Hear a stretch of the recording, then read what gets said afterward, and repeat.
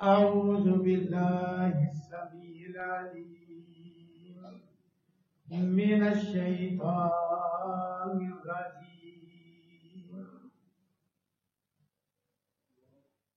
من همزه ونفخه ونفثه بسم الله الرحمن الرحيم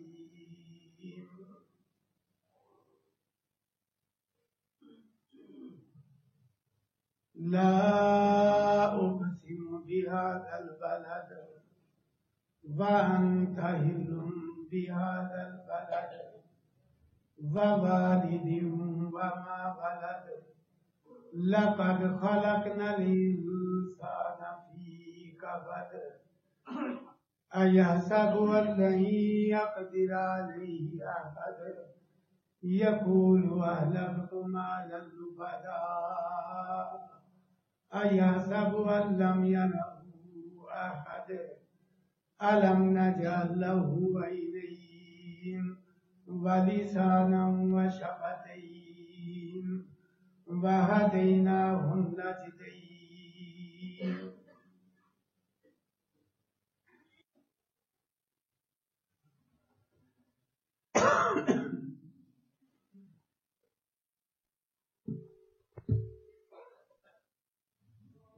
سورۃ البلد کی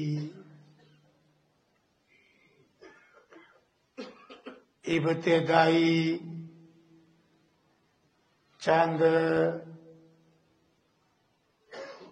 آیات کریمات اس وقت تلاوت کی گئی ہیں۔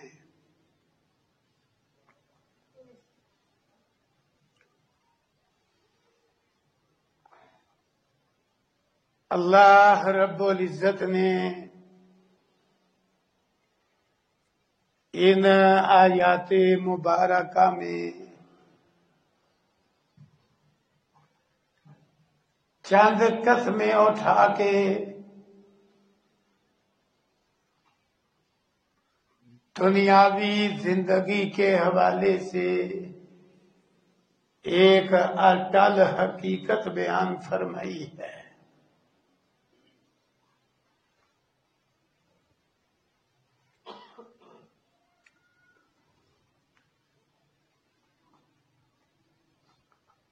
اللہ رب العزت نے قرآن کریم میں جہاں کہیں بھی قسمیں اٹھائی ہیں، ہر جگہ ان قسموں کی بعد والے مضمون سے مناسبت ضرور ہے۔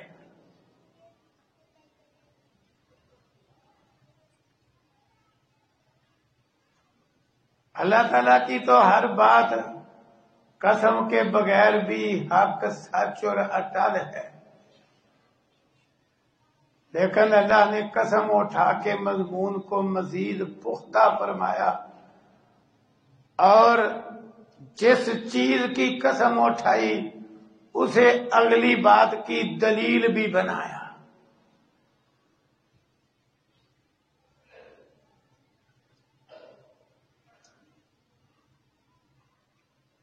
اب اس مقام پہ اللہ تعالیٰ نے دنیا کی حقیقت بیان کرنے کے لیے سب سے پہلے دنیا کے افضل ترین شہر مکہ مکرمہ کی قسم اٹھائی ہے۔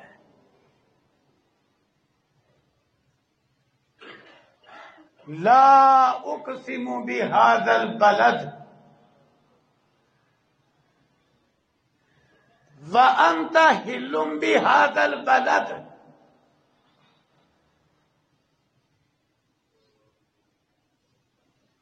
فرمایا میں اس شہر کی قسم اٹھاتا ہوں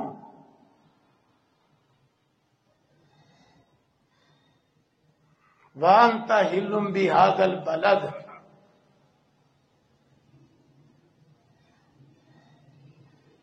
اس بات کے دو مطلب ہیں۔ وَأَنْتَ حِلٌّ بِهَذَا الْبَلَدِ، ایک مطلب تو یہ ہے کہ یہ درمیان میں اللہ تعالیٰ نے ایک پیش گوئی فرمائی کہ اے پیغمبر صلی اللہ علیہ وسلم، ایک وقت آئے گا جس شہر کو آپ اب چھوڑنے پہ مجبور ہیں، آپ فاتح بن کے اس شہر میں داخل ہوں گے اور آپ کے لیے یہاں لڑنا حلال قرار دیا جائے گا۔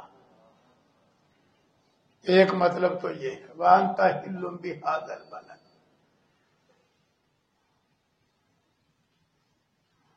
اور دوسرا مطلب یہ ہے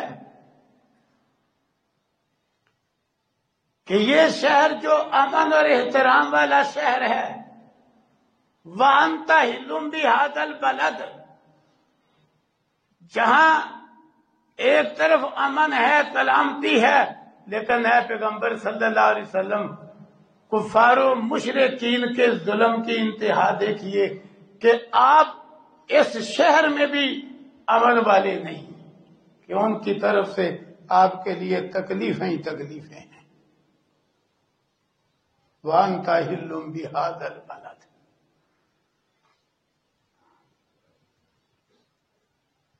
پھر فرمایا وَوَالِدٍ وَمَا وَلَدَ،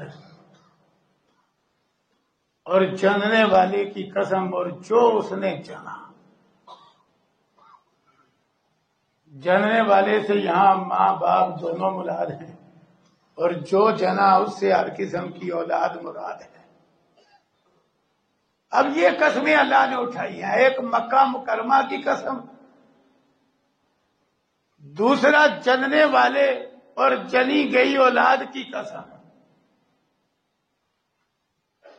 آگے حقیقت بھی کیا بیان فرمائی، فرمایا لَقَدْ خَلَقْنَا الْإِنسَانَ فِي كَبَدٍ، بلا شبہ یقیناً ہم نے انسان کو بڑی مصیبت اور مشقت میں پیدا کیا ہے۔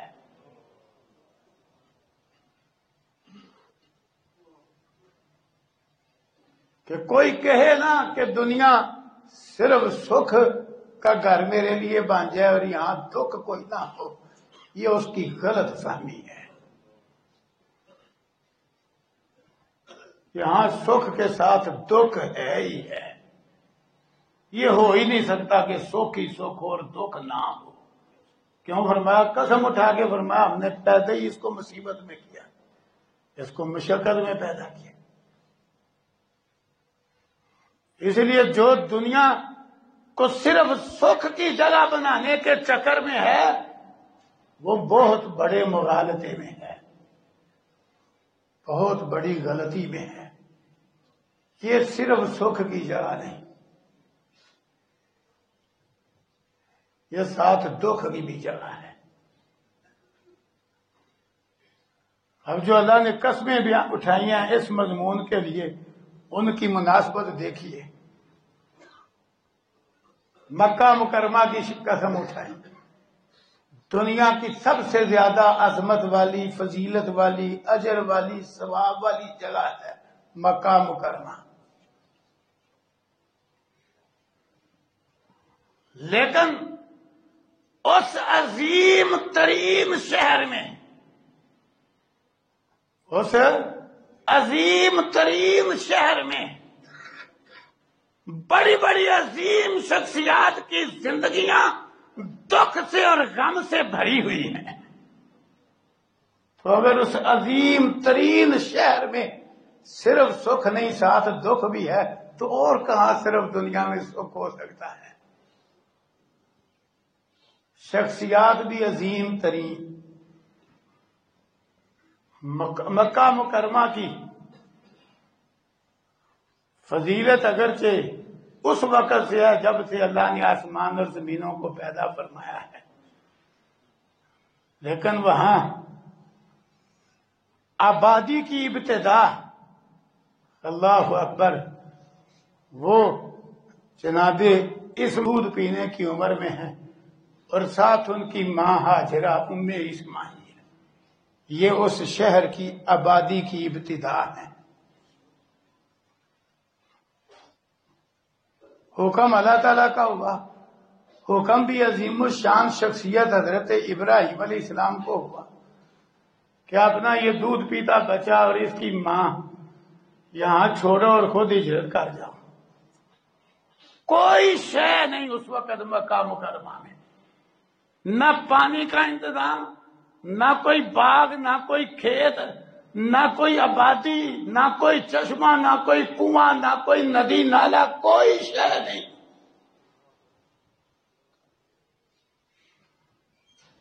کوئی شے۔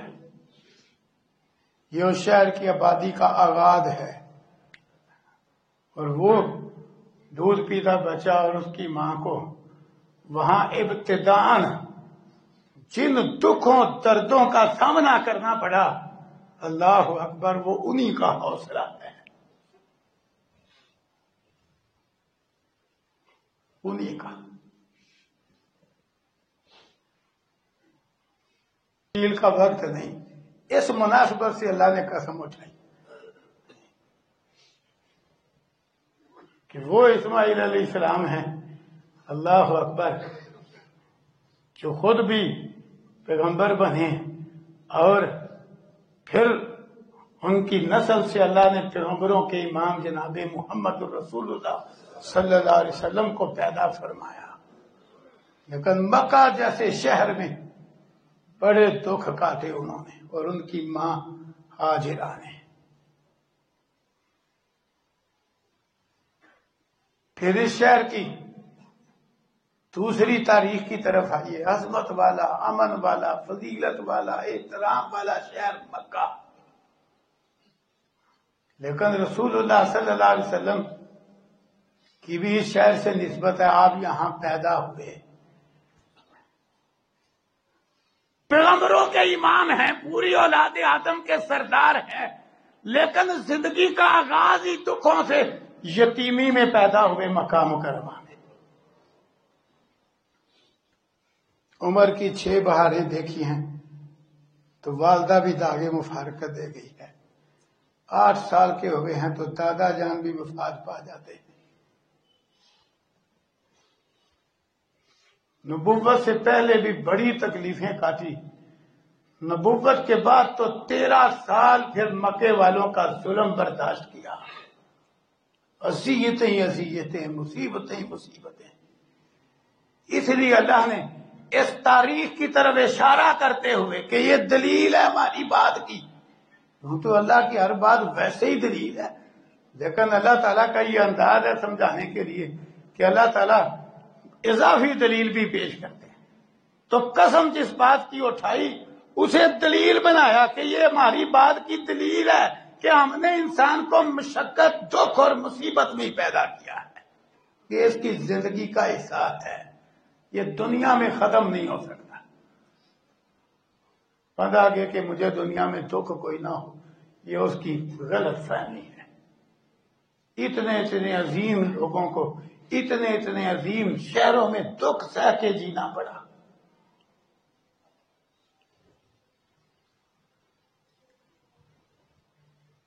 پھر جو دوسری قسم اٹھائی ہے، جننے والے کی قسم اور جو اس نے جنا، اللہ اکبر۔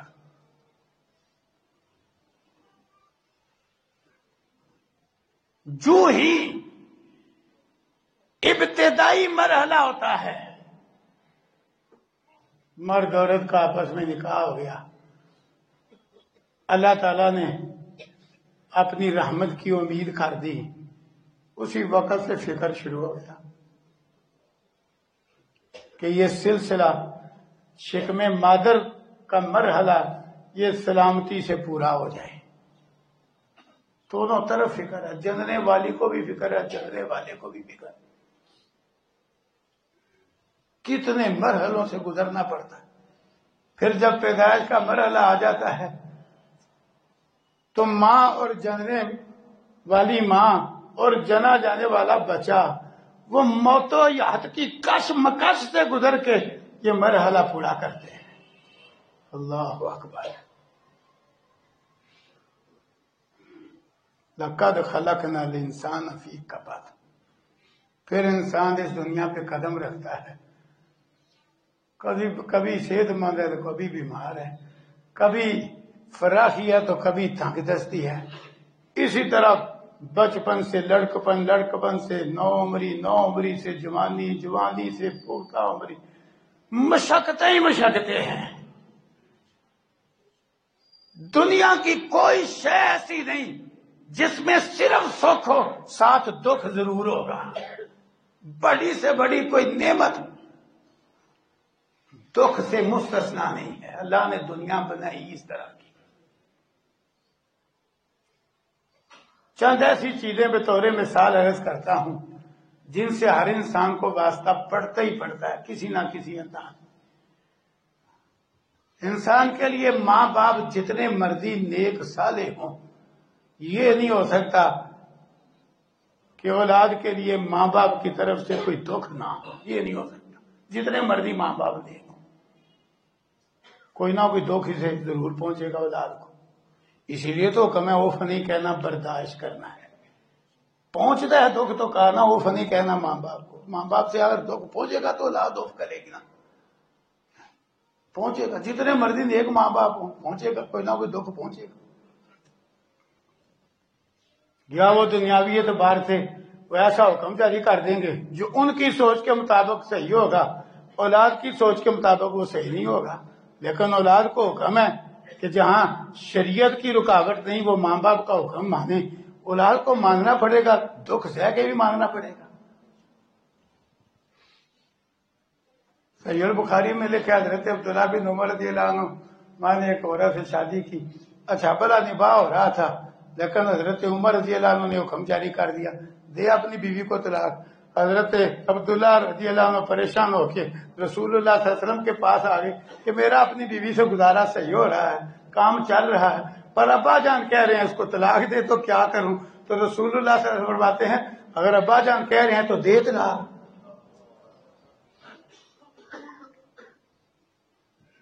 تو نہ چاہتے ہوئے بھی حضرت عبداللہ کو عظیم باپ کی طرف سے دکھ تو پہنچ گیا نا کہ ان کے کہنے پہ بیوی کو طلاق دینا پڑ گئی، چاہتے نہیں تھے۔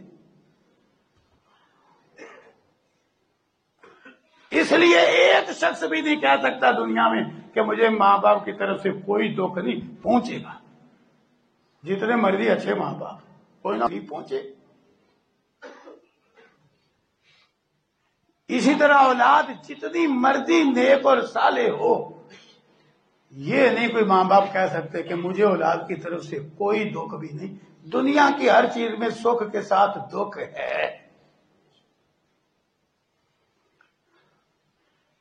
ہم ماں باپ کی طرف سے چلو اور کوئی تکلیف نہ آئے بالفرض، ماں باپ دونوں یا ان میں سے کوئی بیمار ہو جائے تو اولاد کے لیے یہ دکھ نہیں، تو اتنی عظیم نعمت سے دکھ تو آ گیا۔ پھر اولاد کی طرف سے ماں باپ کو اور کوئی تکلیف نہ پہنچے، اللہ نہ کرے اولاد میں سے کوئی بیمار ہو جائے، ماں باپ کے لیے بڑی تکلیف، بڑا دکھ ہے، یہ چھوٹا دکھ ہے،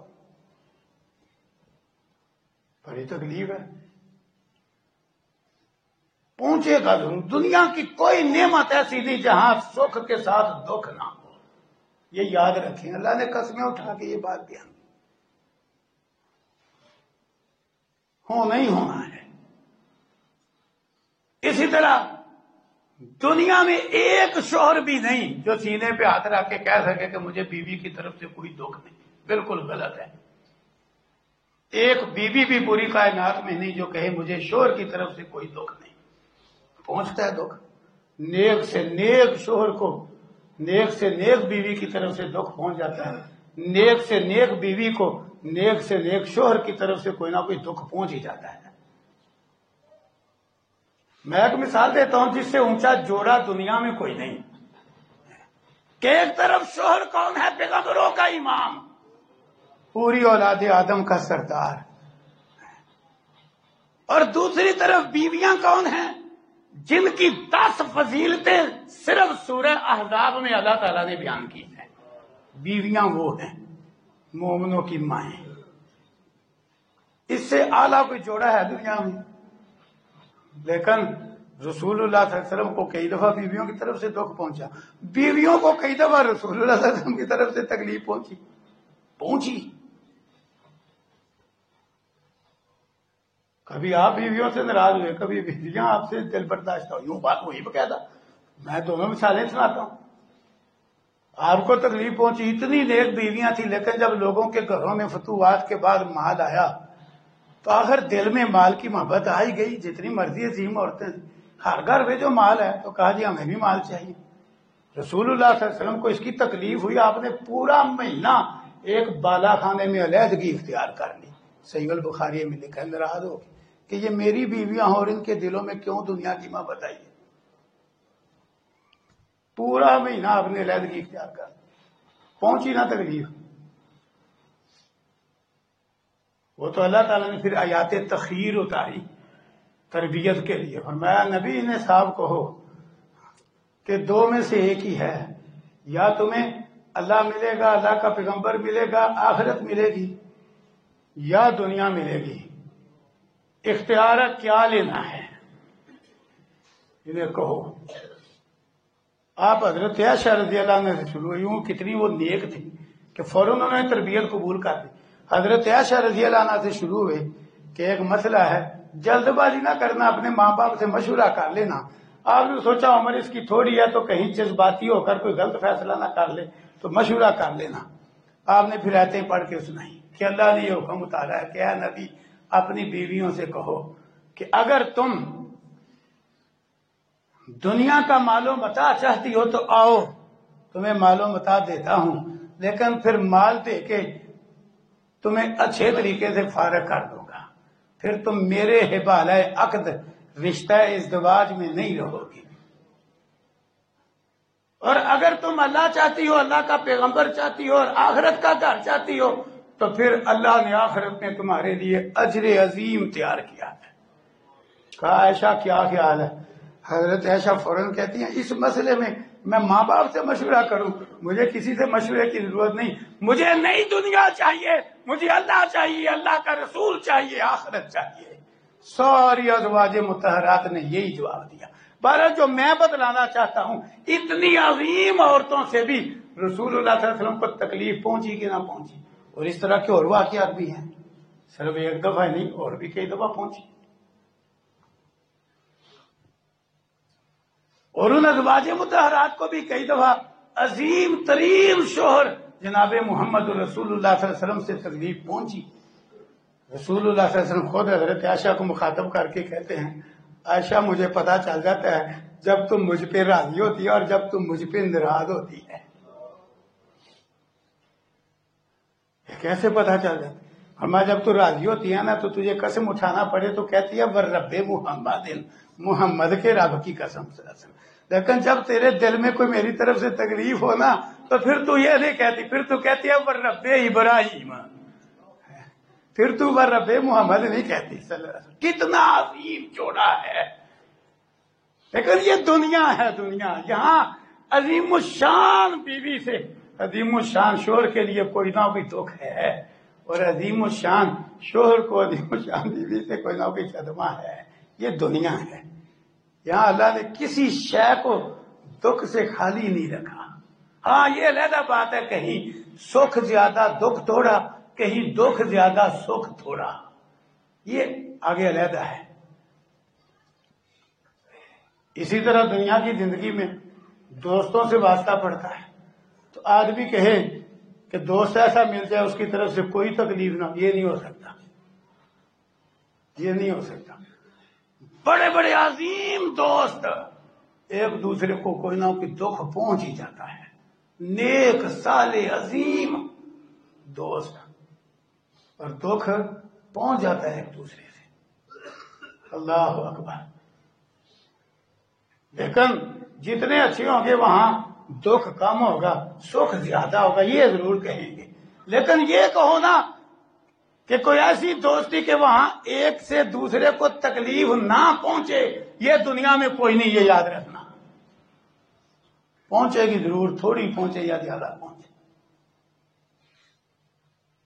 پہنچے گی ضرور، کہیں زیادہ ہوگی کہیں تھوڑی ہوگی۔ حضرت ابو بکر و عمر رضی اللہ عنہما، اللہ اکبر، امت کے افضل ترین انسان ہیں، اور دونوں کی آپس میں دوستی اور محبت بھی اخیر ہے، لیکن کئی دفعہ انہیں بھی ایک دوسرے سے کوفت پہنچ جاتی ہے، واقعات موجود ہیں۔ انتہائی اعلیٰ دوستی ہے، ایمان کی بنیاد پہ، تقوی کی بنیاد پہ، صحابیت کی بنیاد پہ، نیکی کی بنیاد پہ، اعلیٰ معیار کی دوستی ہے، پھر بھی تکلیف موجود ہے. تو دنیا کی کوئی شے پریشانی اور دکھ سے اللہ نے خالی بنائی ہی نہیں. یہ اللہ نے قسم اٹھا کے بیان کیا لقد خلقنا الانسان فی کبد. اسی طرح انسان کا گھر سے واسطہ ہے ہی. ہر بندے نے گھر میں رہنا ہے، اچھا ہو یا گھٹیا ہو، ہر ایک کی ضرورت ہے گھر. آدمی دروازے سے لے کے آخری دیوار تک سر پہ کھڑا ہو کے اپنی مرضی کا گھر بنوائے، ہر کام اپنی مرضی کا کروائے، تو یہ سارا کچھ کروا کے وہ کبھی بھی نہیں کہہ سکتا کہ مجھے گھر میں پریشانی کوئی نہیں. کئی چیزوں کے بارے میں بعد میں جب تجربہ ہوگا تو سوچے گا یار یہ اس طرح کی بجائے اس طرح کر لیتے تو پریشانی نہ ہوتی. پریشانی بنے گی. جتنا مرضی اونچا علاقہ ہو اور عالی شان گھر ہو، پریشانی بنے گی. یہ نہیں ہو سکتا کہ آدمی کہے لو جی مجھے ایسا گھر مل گیا کہ مجھے کوئی بھی پریشانی نہیں. یہ نہیں ہو سکتا. یہ دنیا میں ایسا گھر کوئی نہیں جہاں پریشانی کوئی بھی نہ ہو. ہاں کہیں کم کہیں زیادہ، لیکن یہ کہو کہ دنیا میں کوئی ایسا گھر ہے جہاں پریشانی کوئی نہ ہو، بالکل ایسی کوئی بات نہیں. کوئی نہ کوئی تکلیف، کوئی نہ کوئی درد دکھ گھر کی جانب سے اسے ضرور پہنچے گا. یہ ہو ہی نہیں سکتا نہ پہنچے.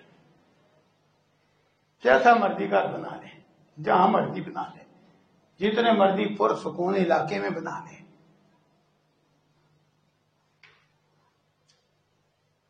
کیوں؟ بالفرض کوئی تکلیف نہ پہنچے اس کو گھر کے والے سے. بالفرض ایک تکلیف تو سر پہ سوار ہے ہی نا کہ یار حالات ایسے نہ ہو جائے کہ یہ گھر بیچنا پڑ جائے. بیچنا پڑ جاتا ہے کہ نہیں؟ سالہ سال سے بنایا ہوا بیچنا پڑ جاتا ہے. اور ایک اور تکلیف بھی ہے. کئی دفعہ آدمی آخری دیوار سے لے کے دروازے تک اپنی مرضی سے سارا گھر بنواتا ہے، لیکن ایک دن بھی رہنا نصیب نہیں ہوتا، خود چھوڑ کے چلا جاتا ہے. میرے سامنے کئی مثالیں ہیں، میرے تعلق داروں میں کئی مثالیں. ایک بزرگ ہمارے محلے میں تھے، بڑے اچھے، سر پہ کھڑے ہو کے سارا گھر تعمیر کروایا، سامان منتقل ہو رہا ہے. اور وہ پہلا دن جو وہاں رات گزارنے کا آیا نا، جب سامان کی منتقلی ہو گئی اور وہ پہلا دن آیا، عین اس پہلے دن بزرگ وفات پا گئے. چلتے پھرتے بھاگتے دوڑتے، کوئی بیماری بھی نہیں آئی. عین اس دن جس دن وہاں منتقل ہونا تھا بزرگ اللہ کے بعد. دنیا کی نعمتوں کا تو یہ حال ہے، یا نعمت ہاتھ سے نکل گئی یا نعمت چھوڑ کے خود دنیا سے چلا گیا. اسی طرح سواری ہے، آپ کروڑوں کی لے لیں، لاکھوں کی نہیں، کروڑوں کی سواری خرید لیں، تو آپ کیا کہیں کہ اس میں کوئی ٹینشن نہ آئے، تکلیف نہ آئے؟ یہ بھول ہے. بلکہ جتنی عالی شان سواری اتنا خطرہ زیادہ. باہر کھڑی کھڑی کر کے نا جو عالی شان ہوگی، اندر نماز پڑھنے آئے گا تو اس کا تو دھیان ہی نہیں نماز میں رہنا، اس کا دھیان ہی ادھر ہے. وہ چیچر والے کے بچے بڑے نکمے ہیں، کوئی بچہ شیشہ ہی نہ توڑ جائے، اس کا تو دھیان ہی گاڑی کی طرف. جتنی عالی شان ہوگی اتنا دھیان ادھر رہے. کوئی ریڑھی والا جو ہے نا وہ رگڑ کے نہ گزر جائے، کوئی اشارہ نہ توڑ جائے. یہ حقیقت ہے کہ نہیں؟ اور جتنی مرضی عالی شان کروڑوں کی سواری ہو، گاڑی ہو، ٹائر اس کا بھی پنکچر ہو جاتا ہے، اور پہلے دن بھی ہو جاتا ہے کئی دفعہ. کیوں؟ کیل نے پوچھنا نہیں تیری گاڑی میں داخل ہو کہ نہ ہو. جتنی مرضی صاف سڑک ہو، ایسے ایسے عجیب معاملات ہوتے ہیں. آدمی سمجھتا ہے نہیں ہے تو لہذا سکھ رہے گا. سکھ اللہ کی طرف سے ہے. دنیا کی ہر شے میں ساتھ دکھ ہے، دکھ ہے. یہ نہیں کہ دکھ نہیں، ہاں کہیں کم کہیں زیادہ. یہ حقیقت اللہ نے بیان کی ہے. دنیا میں دکھ اور سکھ یہ ہر چیز میں ساتھ ساتھ ہے، ساتھ ساتھ. یہ اللہ نے قرآن میں انداز بدل بدل کے بعد بیان کی. یہاں قسمیں اٹھا کے بیان کی. لقد خلقنا الانسان فی کبد. کہیں فرمایا فإن مع العسر یسرا، ان مع العسر یسرا، ہر مشکل کے ساتھ آسانی ہے، ہر مشکل کے ساتھ آسانی ہے. ان دنیا میں مشکل اور آسانی، دکھ اور سکھ ساتھ ساتھ چلتے ہیں، ایسے اکٹھے اکٹھے. ان مع العسر یسرا، ان مع العسر یسرا. ہر نعمت کے ساتھ مزہ خراب کرنے والی چیز ضرور ہے، یہ یاد رکھیں. ہاں، دنیا اور آخرت کے جہاں اور بہت سارے فرق ہیں، وہاں ایک فرق دنیا اور آخرت کا یہ ہے، دنیا میں تو دکھ سکھ ساتھ ساتھ چلتے ہیں، ساتھ ساتھ اکٹھے، ہر چیز میں اکٹھے دکھ سکھ ساتھ ساتھ چلتے ہیں. آخرت میں اللہ اکبر نکھیرا ہو جائے گا، دکھ اور سکھ کے درمیان کیا ہو جائے گا؟ نکھیرا. آخرت میں جو اللہ کی رحمت سے جنت میں چلا گیا وہاں سکھ ہی سکھ ہے، دکھ کوئی نہیں. جنت اللہ نے دکھوں سے خالی کر دی ہے، وہاں سکھ ہی سکھ، کوئی کسی قسم کی ٹینشن، پریشانی، مصیبت، درد، تکلیف نام کی کوئی شے جنت میں نہیں. خیر ہی خیر ہے بس. وہاں اللہ یہ دو چیزیں علیحدہ علیحدہ کر دے گا، یہاں اکٹھی. جنت میں سکھ ہی سکھ، نہ بیماری، نہ بڑھاپا، نہ موت کا ڈر، نہ نعمت کے چھننے کا خوف، نہ کسی نعمت کے کم ہونے کا فکر، حتیٰ کہ نہ پیشاب نہ پخانہ. اللہ اکبر.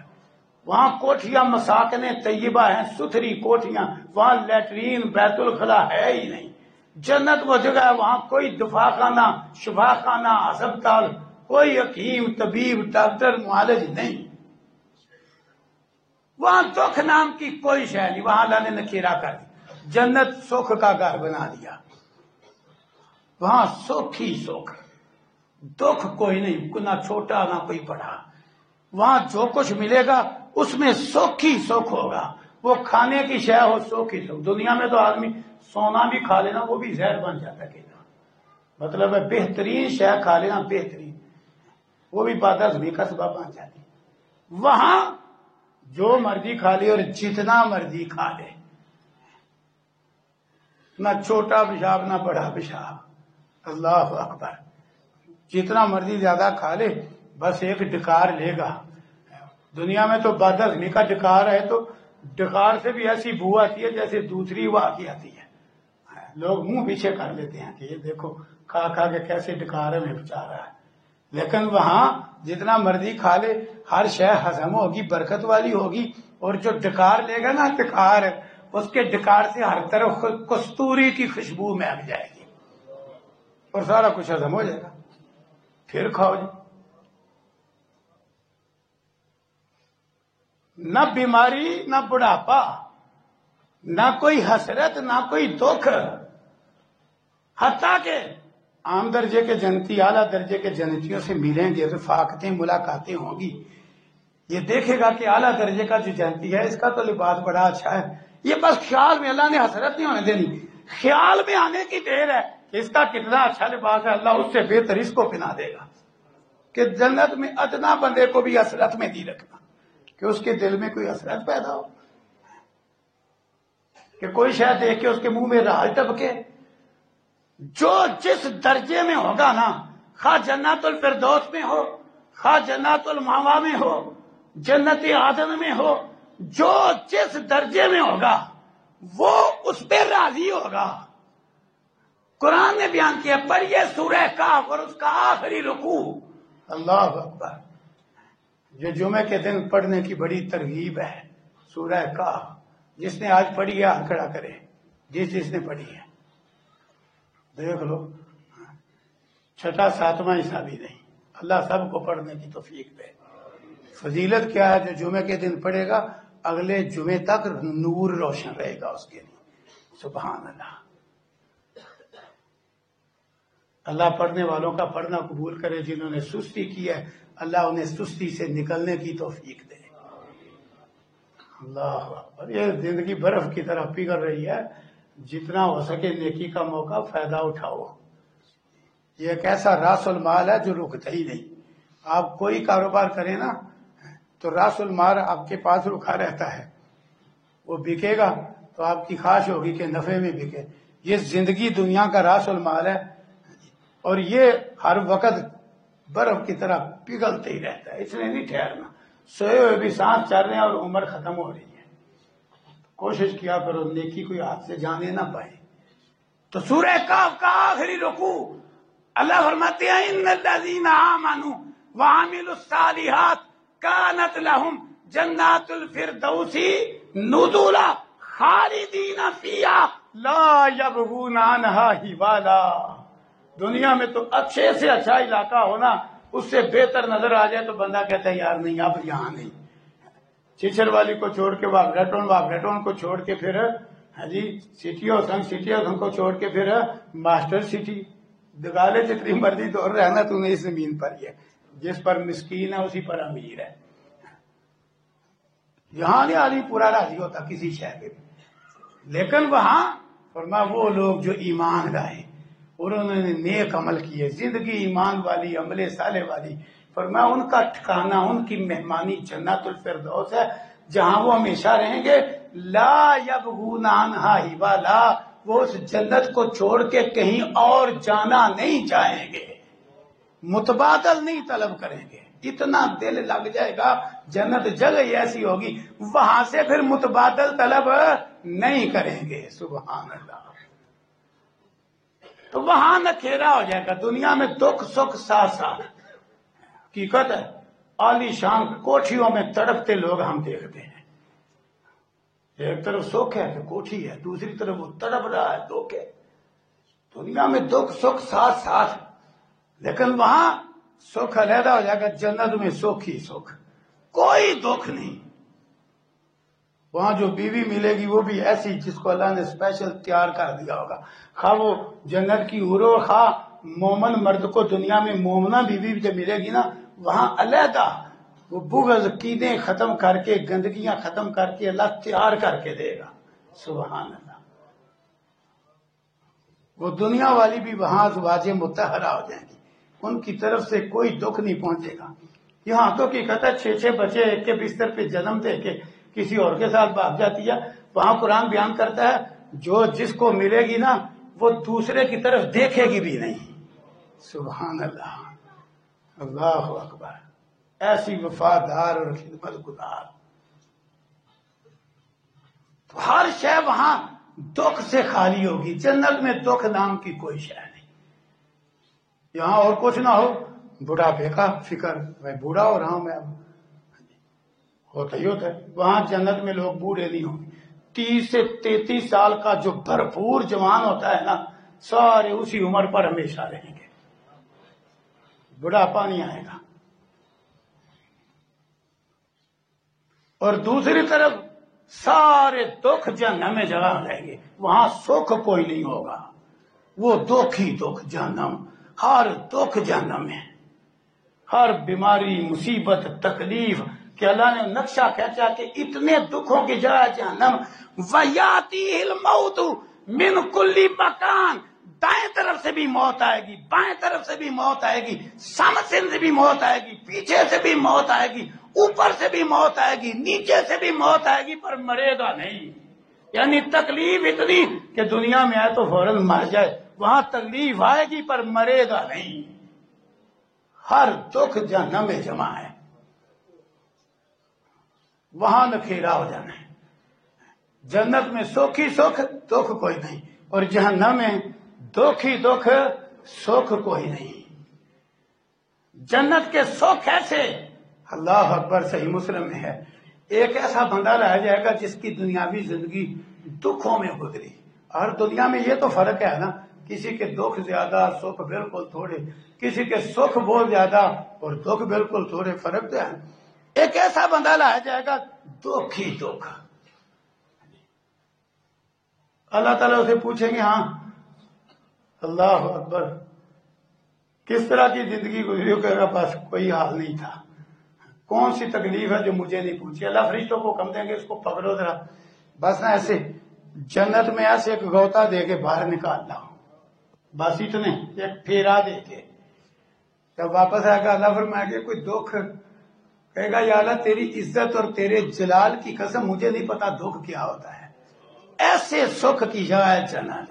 خاص 70 سال زندگی دکھوں میں گزری ہے نا، اللہ اکبر، ایک لمحے میں دکھ بھول جائیں گے، وہ ایسے سکھ کی جگہ ہے۔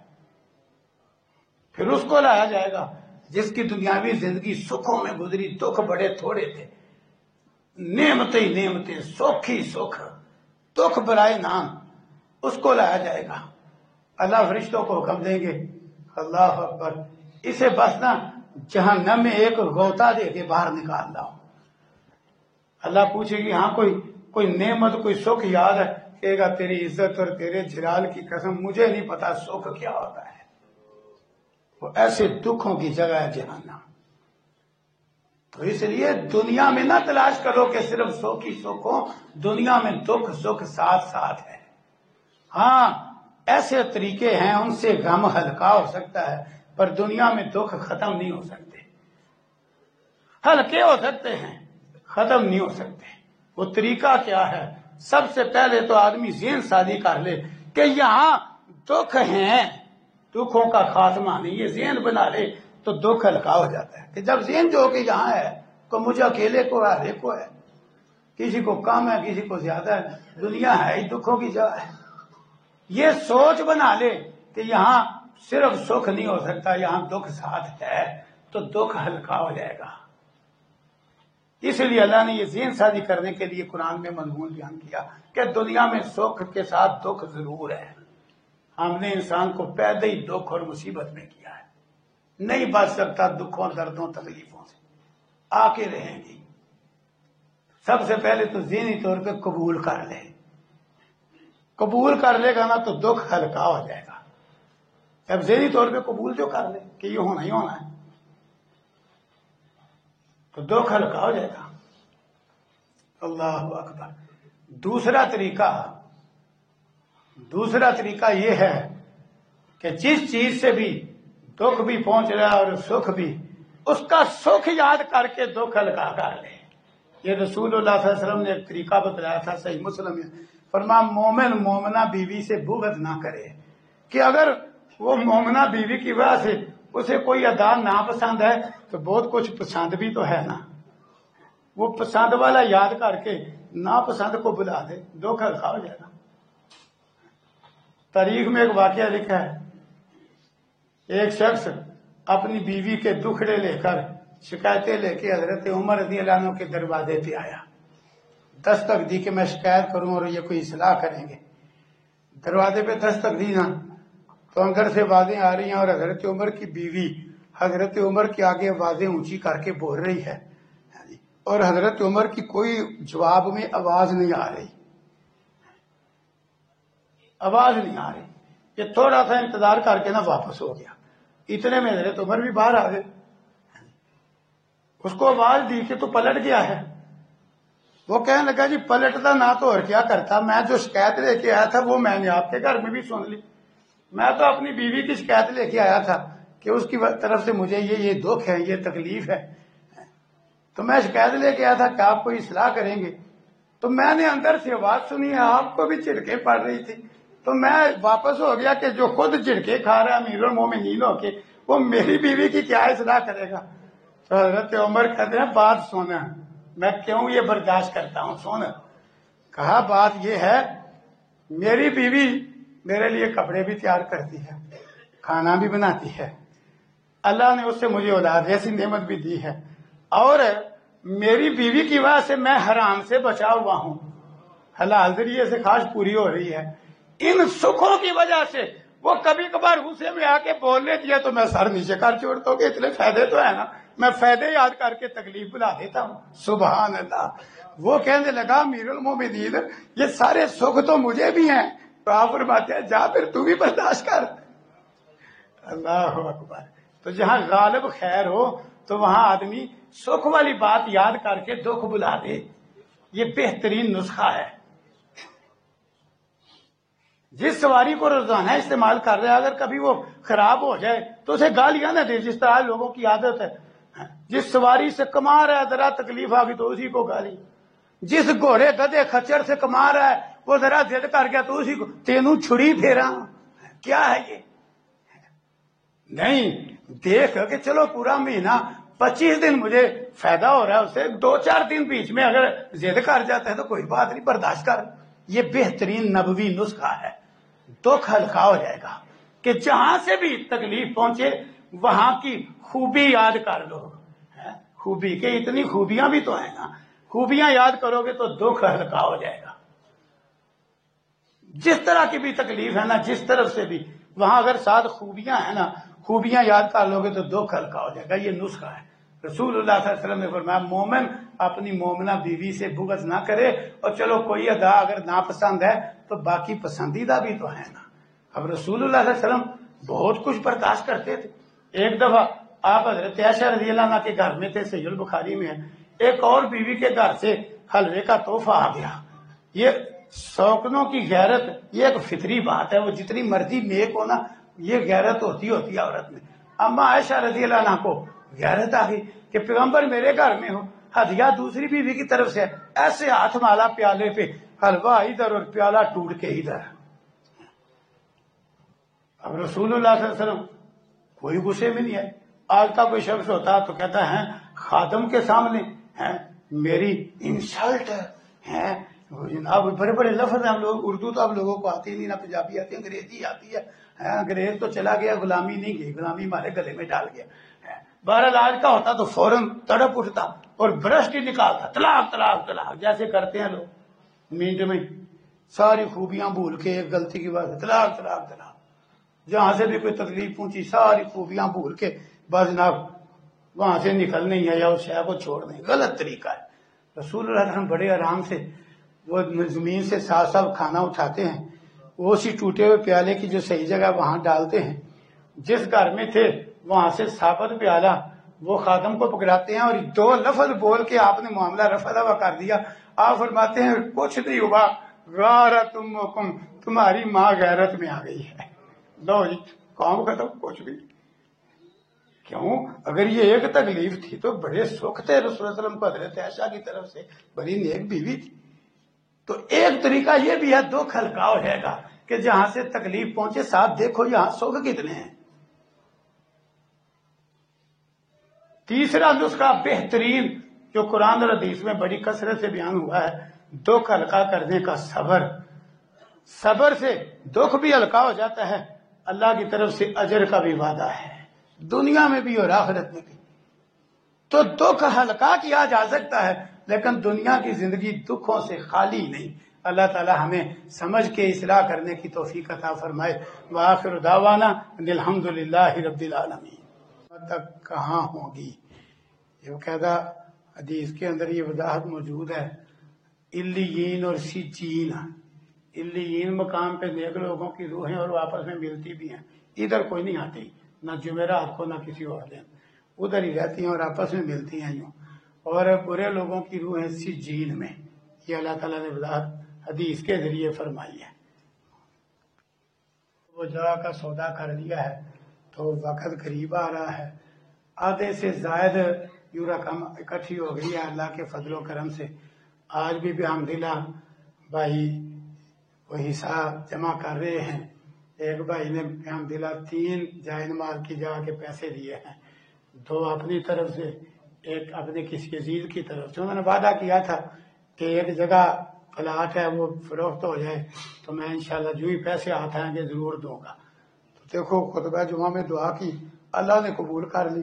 وہ کہتے ہیں یوں 2 سال سے رکا ہوا تھا تو اللہ تعالیٰ نے دعا قبول کر لی ہے، تو وہ پلاٹ بیچ گیا ان کا، اور انہوں نے آج پیسے ماشاءاللہ خطبے سے پہلے دے دیے۔ 2 جائے نماز کے پیسے انہوں نے دیے اور ایک کسی عزیز کی طرف۔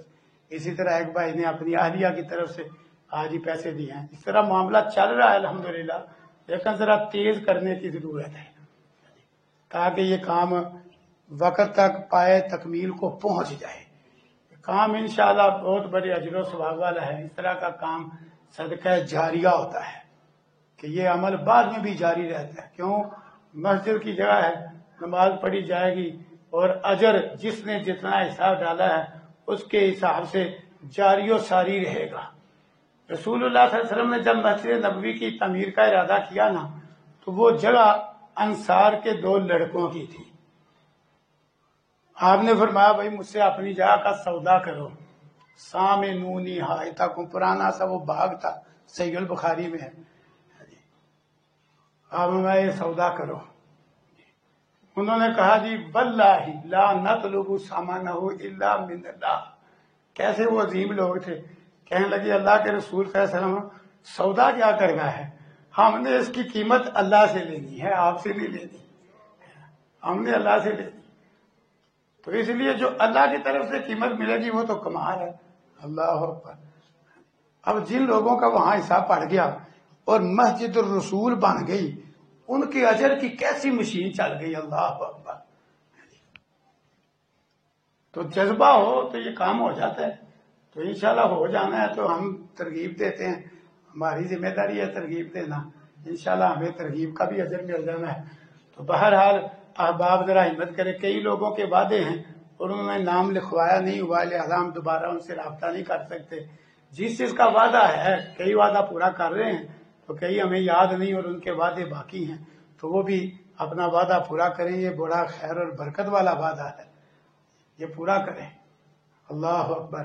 حضرت عثمان رضی اللہ عنہ کا بڑا ایمان افروز واقعہ، وہ تو ان کی سخاوتیں بے شمار ہیں، اللہ اکبر۔ لیکن ایک وقت ایسا آیا، قحط پڑا ہوا تھا اور غلہ اور اناج حضرت عثمان رضی اللہ عنہ کے پاس تھا۔ حکومت نے سودا کرنا چاہا ان سے، اللہ اکبر، حتیٰ کہ حضرت عمر کا دور خلافت تھا، سودا کرنا چاہا کہ چلو لوگوں کو غلہ پہنچایا جائے۔ تو حضرت عثمان رضی اللہ عنہ کو بڑا انہوں نے نفع سنایا، لیکن حضرت عثمان رضی اللہ عنہ نہیں مانے۔ تاریخ میں یہ واقعہ درج ہے، نہیں مانے، نہیں میں نے اتنے نفع پہ بھی نہیں دینا۔ حضرت عمر پریشان ہو گئے کہ لوگ کھانے کو پریشان ہیں، اس کو نفع کی پڑی ہے، یہ آدمی تو اچھا ہے، اس کو اب کیا ہو گیا ہے۔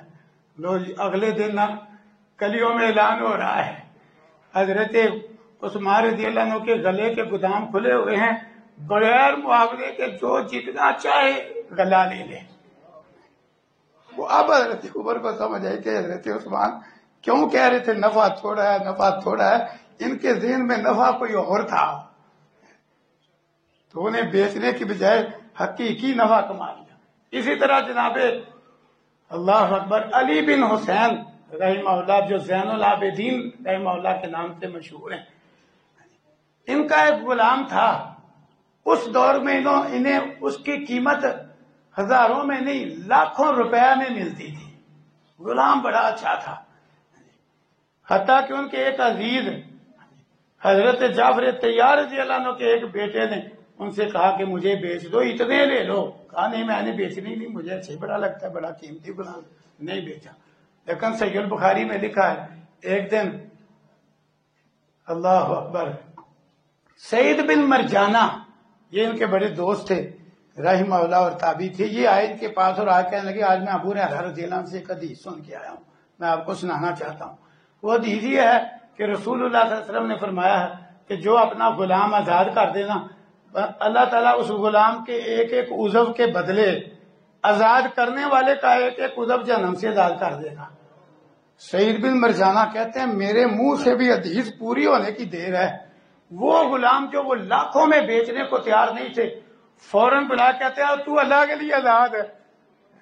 یہ تھے سودے کرنے والے، جن کے سودے اللہ سے ہوتے، تو اللہ کے لیے آزاد، لاکھوں روپے میں بیچا نہیں، لیکن حدیث سن کے اللہ کے لیے آزاد کر دیا۔ تو انشاءاللہ اللہ تعالیٰ نے یہ کام کرنا ہے، اللہ آپ کو توفیق دے اور اللہ تعالیٰ قبول بھی فرمائے۔